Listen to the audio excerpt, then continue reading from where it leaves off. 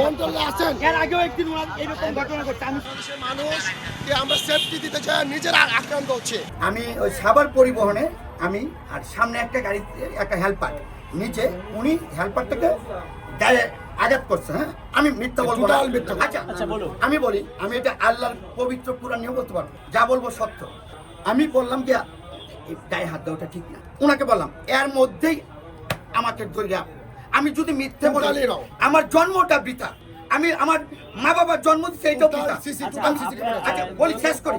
তারপরে উনি কি করলো, এই যে ওনার পকেটে রেখে নেয় ক্যামেরাটা। হ্যাঁ, উনি ক্যামেরাটা মানে উনি খুব উত্তেজিত হয়েছে, ক্যামেরাটা টান দিচ্ছে, ওনার ক্যামেরাটা পড়ে গেছে।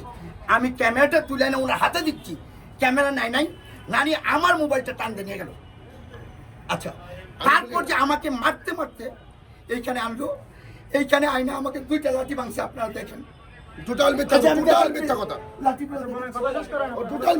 আপনি বলেন। আমাকে 2টা লাঠি, আমার কানগুলো পরীক্ষা করাতে হবে। দেখেন আমার এই যে টুট সব টোটাল মিথ্যা কথা। আমি যদি মিথ্যা বলি আমার জন্মটা বৃথা। 5 আগস্টে পুলিশ মারা গেছে, আজকে তুই মরে গেছিস, তোর ক্যারিয়ার শেষ। আমার সে ক্যারিয়ার ধ্বংস করতে আসছে।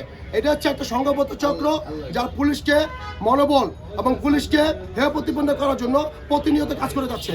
এই জন্যই আমি ওনাকে অ্যারেস্ট করেছি, কারণ হচ্ছে অফেন্স হচ্ছে সরকারি জানমালের উপর উনি অ্যাটাক করেছেন এবং উনি সরকারি পোশাকে হাত দিয়েছেন, আমার সরকারি সম্পত্তি হাত দিয়েছেন, আমার লাইফ রিস্ক ছিল, এই জন্য ওনাকে নিয়ে এসেছি।